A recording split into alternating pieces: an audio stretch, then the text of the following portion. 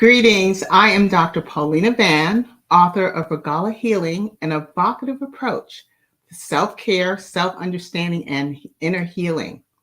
I have the honor of hosting this show, The Poetry of Healing, and I'd like to welcome you from all over the world. And we'd love to know where you are joining from, so please put it in the chat.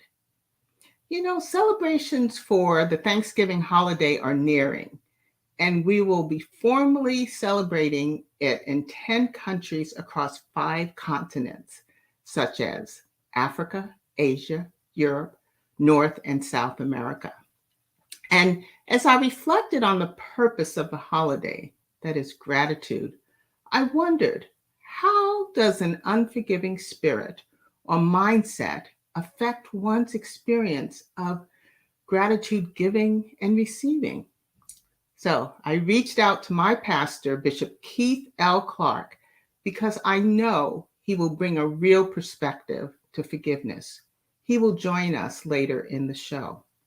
So I ask you that you join me and embrace the goals for this session, including learning about what forgiveness is and is not, learning how being unforgiving affects your life.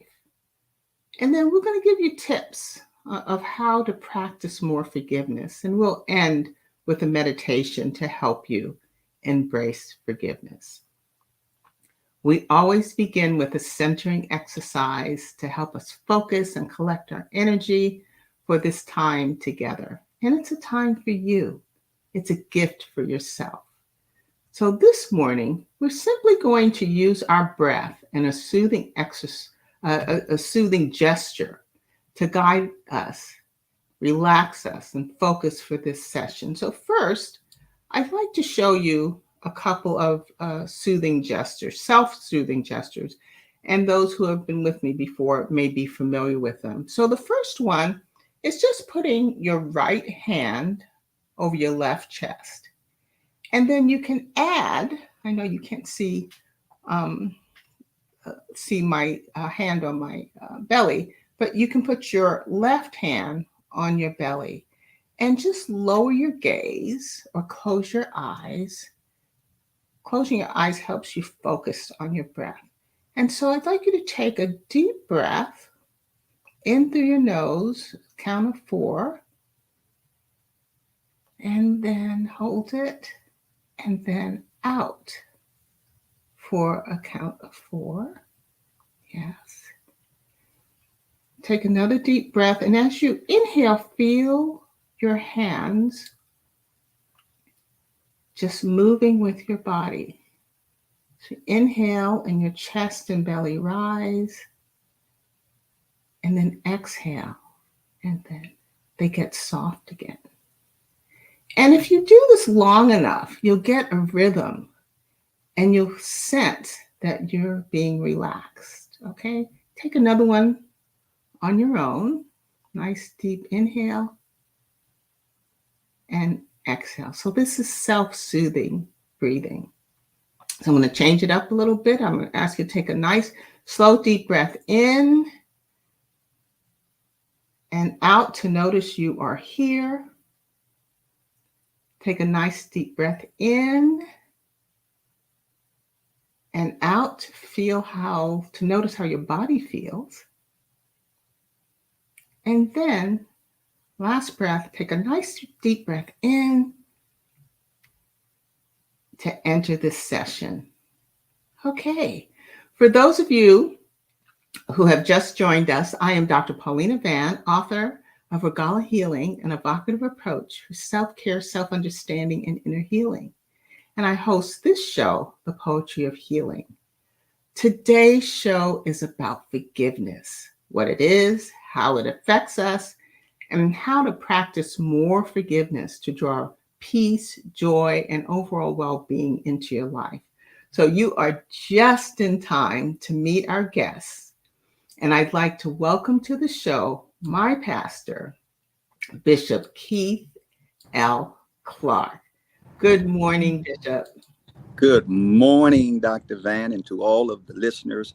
I am just excited to be here. How are you this morning? Well, I'm gonna tell the truth because before we signed on, I told you what was happening. Last night, I didn't have a voice. Oh, So wow. I thought I was gonna have to call my bishop up and ask him to run the show, but God is good and I have my voice this morning. Okay. So this is really special, Bishop, because you were the first guest I had year one. Hmm. And you're the first guest I'm having year two. So we gotta Oh, keep, we gotta keep this going, right? you always make me Okay. feel like I'm somebody. Yeah, no, you are somebody. Yes, yes, you are a spiritual leader and just a phenomenal human being. Bless you. So Bless you. you're welcome.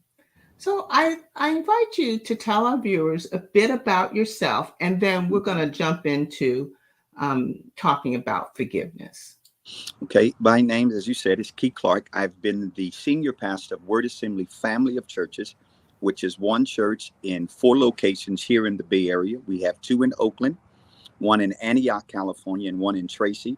And I'm just excited about all that God is doing in the life of our ministry and all of the areas that God, since the pandemic, has allowed us to touch, working there in Los Angeles with Bishop Noel Jones in the City of Mhm. Refuge and several churches across the Bay and across the country. And so I'm just excited, busy, but blessed. That's my new motto. I'm busy, but blessed. And I'm grateful to God for that and glad to be on the show today. Thank you so much. And so proud of you. 1 year. Oh my God. Time passed by fast, doesn't it? It it Oh it my God. it really has, and it's been the viewers that have really their inspiring comments, their encouraging comments, and Hmm. so um, would you say something about the word of the day because that's another way um, You that. know what? I knew in the back of my mind, I knew you were going to ask me something about that. And the word of the day is a message that we give Monday through Friday, about 2 minutes. And we started it many years ago, but we saw the impact in very living color, if I could say that, during the pandemic. And it's just messages we send to just inspire, encourage, and keep people lifted up Mhm, as we go throughout this new normal that we all are facing as a result of coming out of this pandemic. So mhm. every morning, Monday through Friday. Now, I'm unprepared because I don't have the number or any of that kind of stuff. So maybe you could give your viewers that. But anybody, it's free, no charge. Mhm. And it's, I think right now we've been blessed during the pandemic to reach a little over 3,000 people that we're talking to Monday Mhm. through Friday. So it's Mhm. it's been a blessing. And Bishop, your messages have been inspiration for a number of my poems. So I just Praise thank God. you very much. There may be someone I will put it in the chat after the show, but there may be someone viewing from Word that could put it in the chat right now. So Yes. let's jump into this forgiveness. Hmm. So I usually like to begin with defining the term Hmm. so that the viewers and us are all on the same page. But I want to start with, I'm going to, mix it up a little bit. And I want to start with what forgiveness is not. Mm. Okay. Because some people think Hmm. that forgiveness, if you forgive somebody, you're allowing them to get away with their actions. Okay. That's right. So, is there anything else you'd like to add about I, what forgiveness is not? as always, I think your sensitivity to what I would embrace as the spirit, others may call the energy, but I'm always amazed at your sensitivity to the spirit because that is so true.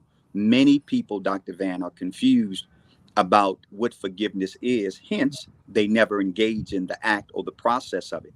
Forgiveness is not trusting.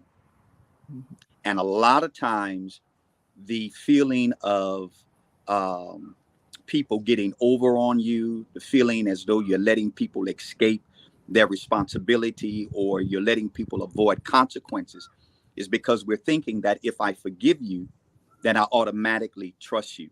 And I mhm, think someone said, I don't know who it was who coined the phrase, but forgiveness is divine, but trust is human, which simply means that all of us who have been forgiven are inspired and encouraged to forgive.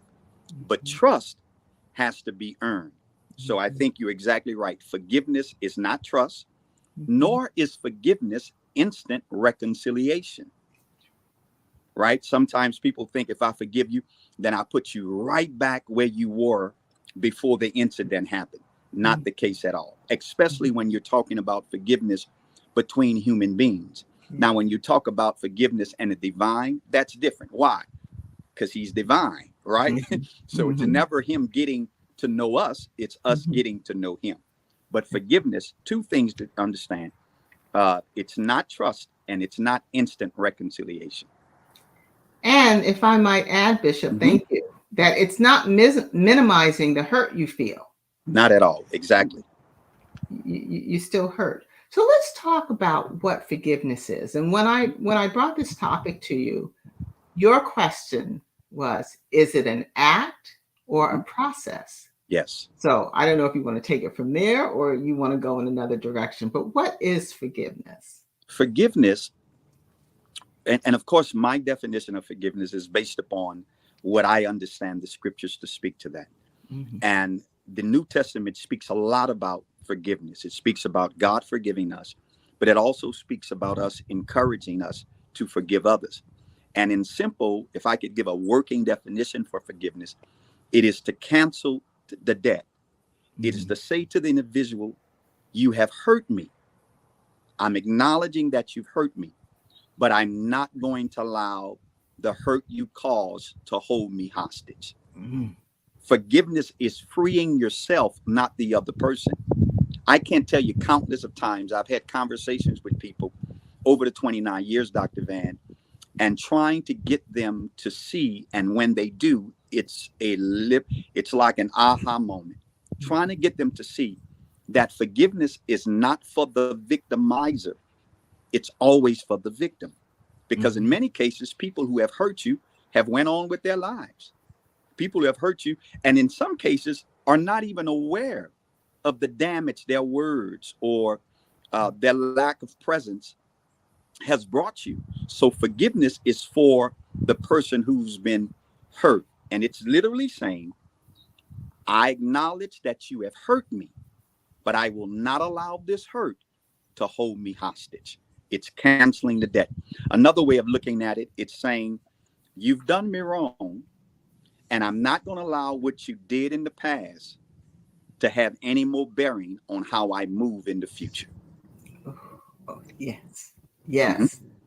Yes, absolutely. You don't want to carry this hurt with you. It becomes baggage that you're Yes. carrying with you every place you go, every word you say. So, Hmm. Bishop, Hmm. in your role as pastor and just in everyday life, what are some of the life experiences that happen and people struggle with forgiving? Well, I tell you, let me take a page out of my own life, Doc. Hmm. Uh, and this is a very transparent moment, and I'm always uh, like that with you. We have that kind of relationship, and I hope this helps your viewers. From age 7 to 9, I experienced sexual assault by a family member, Hmm. and I lived with that confusion. I lived with that pain. I lived with that shame. I lived with the hurt and the damage to my psychic for years. And it's not until about maybe 17 or 18 through prayer and therapy. Now that's a conversation because, Yes. it's just not praying to Jesus, it's also talking to a human, which Jesus himself models for us. Here, Mary has Jesus on the inside of her, but yet she needs Elizabeth to confirm it. So even Mhm. with God on the inside, you still need a human touch. And about 17, 18 years old, I started going to therapy. And in that experience, I was able to forgive my predator. I was Mhm. able to say to him, what you did was wrong, but Mhm. I'm no longer going to live under uh, that act and holding hostage. And so that experience freed me in ways and allowed my life, in a very real sense, to be what it has become. Because I've seen people and I've counseled people who went through experiences like mine, Mm-hmm. who still to this day struggle with that because they have not come to terms with forgiving that person for themselves. I can't stress that enough. It's not for the villain, if I could use that term, it's Sure. for the victim. And Mm-hmm. so that one experience is one that I often relate to, which Mm-hmm. allows me to bring to the surface that forgiving is not just an act, it's a process. It is something that you may have to revisit within yourself every time that feeling comes up, every time that thought comes up. Hey, I am not going to entertain this. Why? Because I've let that go. And sometimes the trick of the enemy and those evil forces that are out there is Mm-hmm. to keep on your mind something fresh that you know you have dealt with. You know, you hear people say, I'll forgive, but I'll never forget. And here's what I've discovered, that forgiveness is not forgetting, it's just not allowing what happened in the past to stay presently on your mind. It's a past act, it's not a present condition. Mm-hmm. Bishop Clark. So first of all, let me just you are very transparent, and um, as long as I've known you, I did not know that life experience that you just shared, and so I want to thank you Mm-hmm, for being so transparent. And my heart just started to cry when you were talking. mm-hmm, But there's the good news, mm-hmm. and that is you were able to forgive. And there's Yes. something before we go into how can we learn to forgive? What does it take? Mm-hmm, There's something you said about telling the story over and over again, and that's what creates the long-standing hurt when you mm-hmm, keep it in your mind and you keep telling people about the story. You mm-hmm, do need to share it, mm-hmm. but it should not become part of your daily or regular thinking or conversation. What do you think about that? I think you're exactly right. Mhm. The Apostle Paul, in his letter to the church at Philippi, says, forgetting those things that are behind me. Now, it's interesting because when he makes that statement, he has just spent some time recalling those things that were behind him. So, Paul, Mhm. if you're recalling them, how are you saying you're forgetting them? And here's what I've come to understand, what Paul is teaching us is that to recall what has happened does not mean you're focusing on it. A better way Mhm. to say it is that you cannot or you maintain peace by refusing to entertain the pain. Mhm. You maintain by refusing to entertain. And I think a lot of times what happens is people relive the situation, and in their rethinking it, reminding, rehearsing it. That's a good way to say it. Yes. Oh, I just got something. I just, if you rehearse, you Mhm. nurse. Oh, But if yes. you forgive, you disperse. Oh, yes. And a lot of times we feel the pain because we're constantly rehearsing. But through prayer, through faith, through this kind of treatment, and that's what I call this kind of treatment, this kind of dialogue, you're Mhm. able to disperse that. You're able to get that out in a healthy atmosphere. So Mhm. I think it's talking about what you have dealt with, the pain you've experienced in healthy atmospheres, Mhm. in positive places. Because when Mhm. I'm able to share in that kind of setting, that I'm not digging up the wound, I'm receiving the healing. Mhm. And Mhm. so I would say to those who are listening and those who will view that the pain that you've experienced, it is a part of your past. Don't allow it to hold you hostage in your Mhm. present. And you do that by having healthy conversations about it. And you know you're having healthy conversations because healthy conversations always leave you better after the conversation than Mhm. you were before. Yes, yes.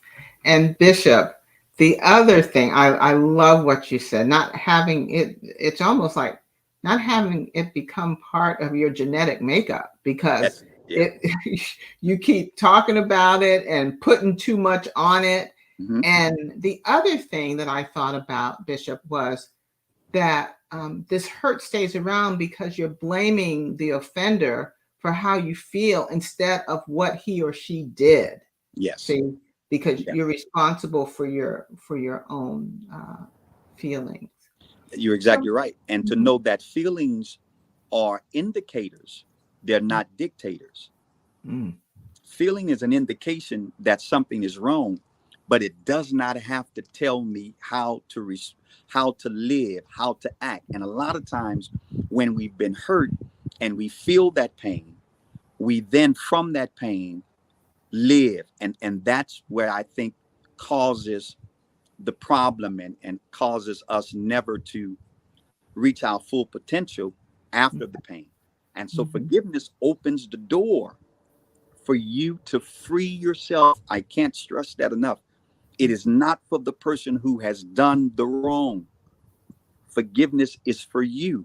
Because guess what? Sometimes, Doc, you can forgive a person and, well, I didn't do anything. I can remember having counseling sessions with people, couples, and they're in there, they're talking, and one person says to the other, well, I'll forgive you. Let's get past it.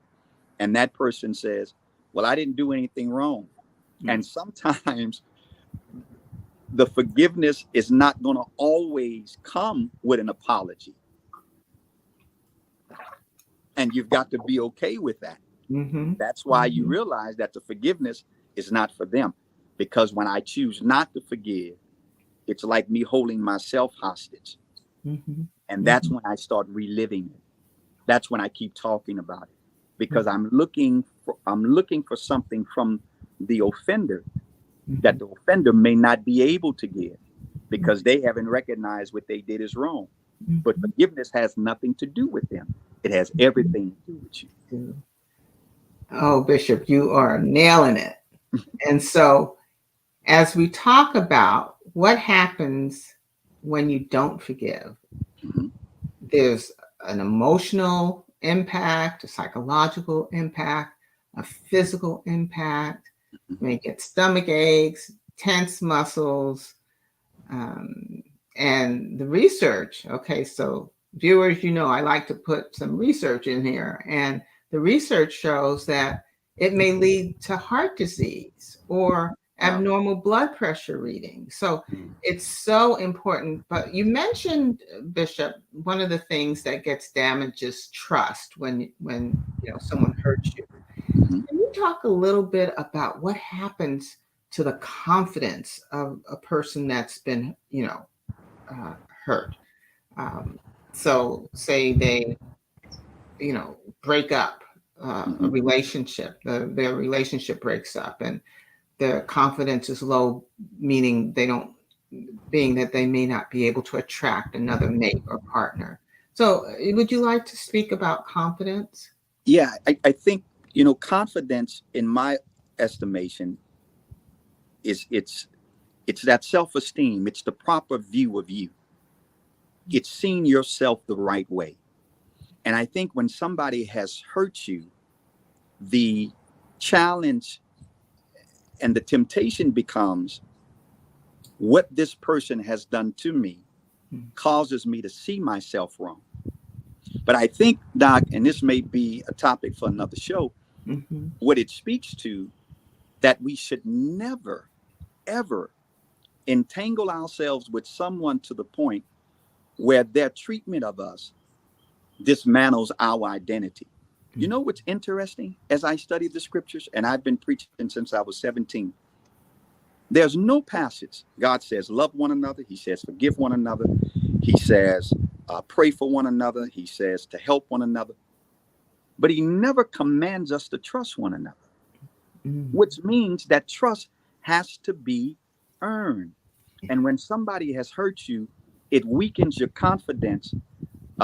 It has a tendency to weaken your confidence because we put trust in people to the degree oftentimes we never should have.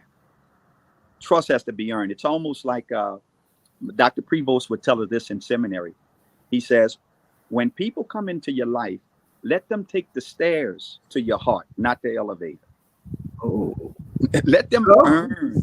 say that again. When people come into your life, let them take the stairs to your heart, not the elevator. Ooh. Let them earn that space in your life. And sometimes, we are just, and I think it can stem from childhood trauma.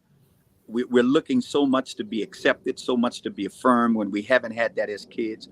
And we meet somebody and we just fall out, right? We fall in love. Somebody said you better start walking in love because you fall, you hurt yourself. And Yeah. we go through those experiences. And I think it comes back to what you said earlier, or what we mentioned earlier, that trust has to be earned, because where there is trust, there is an opportunity for reconciliation. Mm-hmm. But in Mm-hmm. order for me to trust you, I've got to feel a certain way about myself, Mm-hmm. because trust is something I give. And if I don't feel a certain way about myself, Mm-hmm. then I'm not going to be able to give trust, because I Mm-hmm. don't think trust is something I can give. Sure. Sure. So we're nearing the end, and I really want us to be able to give our viewers at least one or two tips. How do they learn to forgive, or how do they get the courage to forgive and heal? I would say two things that come to mind. Number one, if you're going to forgive, acknowledge that pain has been caused. This is not your fault. When I went through what I went through as a kid, I was feeling, well, maybe I did something wrong, or I wasn't a good boy, or no, it's not your fault. When someone has damaged you, when someone has hurt you, that is not your fault. So forgiveness starts with you not taking the blame for the pain. It starts with you not taking the blame for the pain. That's the first thing. The second thing, after you acknowledge that you've been hurt, it's not your fault, I would then say to your viewers, go to that person. Now, going to that person sometimes can be uh, in a very, practical way. You're going to them, literally, rather, going to them. But I've also known people to write letters. I've known people to send texts. Mhm. Acknowledge that it's not your fault, and then be willing to face that person in whatever form you can, and say to them, you've done me wrong, but I'm not going to allow your hurt to hold me hostage. Oh. Oh, this is wonderful. This is absolute, and this is something that we can do. This is Yes, a decision that no one else has control over. that's So, exactly right, Dr. Van. as we come to the end of the show, what I'd like to do is share with you a very brief meditation. It may take about 90 seconds or 2 minutes, but one of the other things you can do to increase your ability, or nurture your ability to forgive, is to focus your attention on the good things in your life instead of the bad things. And Mhm. so I'm going to ask you, this is a meditation that I've adapted from Rhonda Byrne. She is the author of The Secret. This is a book that came out almost 20 years ago. And so it's just very brief, but I believe it's powerful. And if you do it over and over again, you will get this sense of positive thoughts and feelings. So I ask you to lower your gaze or close your eyes. And we're going to focus on positive thoughts and generate positive feelings. And so I taught you how to breathe um, earlier in the show. So you breathe in through your nose slowly, and then out through your mouth. And then I'm going to ask you to continue breathing slowly in through your nose, out through your nose and mouth, and then silently repeat to yourself the word thank you. So I'm going to say it, and then you say it silently. And if you're at a place where you can say it out loud, then you get the vibration of the word thank you. So here we go. We're going to say thank you 8 times. So continue to breathe, and every time you breathe in, you put that thank you into your heart. So here we go. Thank you. Thank you. Breathe it in and out. Thank you. Thank you. Thank you. We're halfway there. Put it into your heart. Thank you. Thank you. Thank you. Take a nice deep breath in and seal in all those thank yous. Before we end, I want to read a poem that came to me when I was praying and really wanting to forgive a family member. And it's called I'm Praying, and it's on 181 in the physical book and 117 ebook. And it goes like this: I'm praying, you've been on my mind. I'm praying for your heart to be kind. I'm praying that all is well with you today. I'm praying for heartfelt words to say. Mm. I'm praying for your gentleness. I'm praying that I extend forgiveness. I'm praying for us to share smiles. I'm praying they last a while. I'm praying you embrace self care. I'm praying you know we want you here. Mm. I'm praying for family unity. I'm praying and welcome the opportunity. And I want you to know that after this poem, we did reconcile. Mm. But as life would happen, that person hurt me again.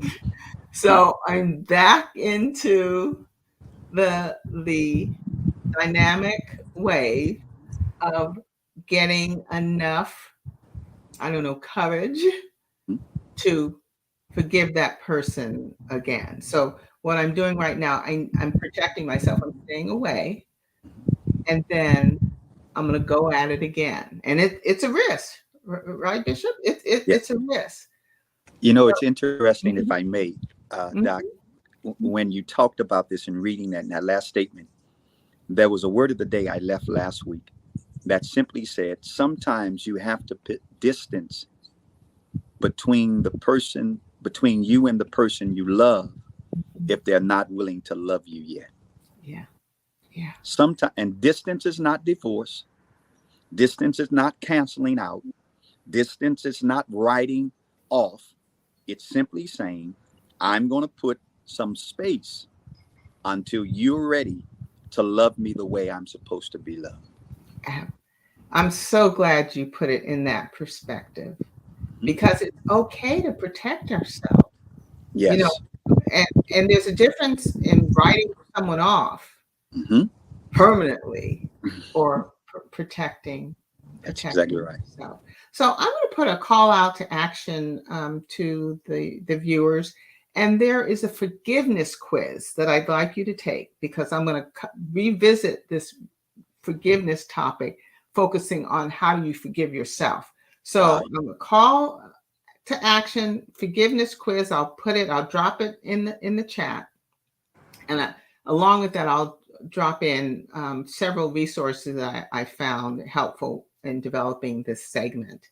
I want to thank Bishop Clark for another phenomenal show, and beginning the second year with just such positive energy and wisdom. Bishop Clark, I just thank you so much. And I know I need to let you go because you have service to get to, but yes. thank you so much, and God continue to bless you and all the lives you are touching. Thank you, Dr. Van. And I say to you and your listeners, please understand, forgive, because there's so much life left to live. So much life left to live. Yes. And we want to live it with joy and peace Yes. and harmony. And that's not a fantasy. You can do that. You can Yes, live you can. your life. So I'll see you. I'll see you at church. All right. God bless you. Thank you, guys. Okay, bless you. Thank Bye bye. you. And so please join me every first and third Sunday here live at 9 a.m. Pacific time. I ask you to like and share this program if it's been helpful to you. Leave comments because I do read them and I will respond to your questions. Subscribe so that you will know when new program is available. And I'm going to put this up so uh, you can go to my website and uh, get resources on self-care and healing. And again, I want to thank Bishop Clark for joining us today. And as always, I wish you love and light until we see each other again. And happy Thanksgiving.